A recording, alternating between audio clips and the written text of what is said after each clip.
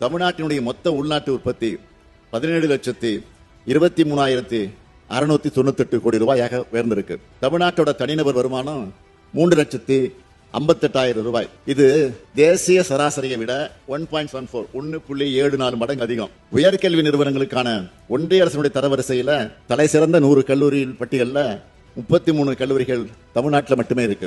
மாநில அரசால் நடத்தப்படக்கூடிய தலை சிறந்த 50 பல்கலைக்கழகங்கள்ல 10 பல்கலைக்கழகங்கள் நம்முடைய தமிழ்நாட்டில் தான் இருக்கு.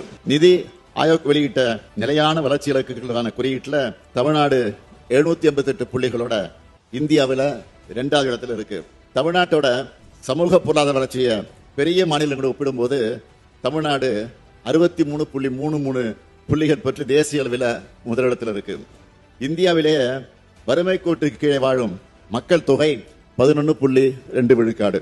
ஆனால் தமிழ்நாட்டில் வறுமை கோட்டுக்கு கீழே 1.43 விழுக்காடு மக்கள் தான் இருக்காங்க. நம்ம அரசோட மக்கள் தேடி மருத்துவ திட்டம் என்பது ஐநா அமைப்பினுடைய விருதை பெற்றிருக்கு. இந்தியாவிலேயே அதிக தொழிற்சாலைகள் கொண்ட மாநிலம் நம்முடைய தமிழ்நாடு தான். புத்தாக்க நிறுவனங்களை உருவாக்குறதுல பெஸ்ட் பர்ஃபார்மர் ஸ்டேட். ஏற்றுமதி தயார்நிலை குறியீட்டில் இந்தியாவிலேயே தமிழ்நாடு 80.89 புள்ளிகளுடன் முதலிடம்.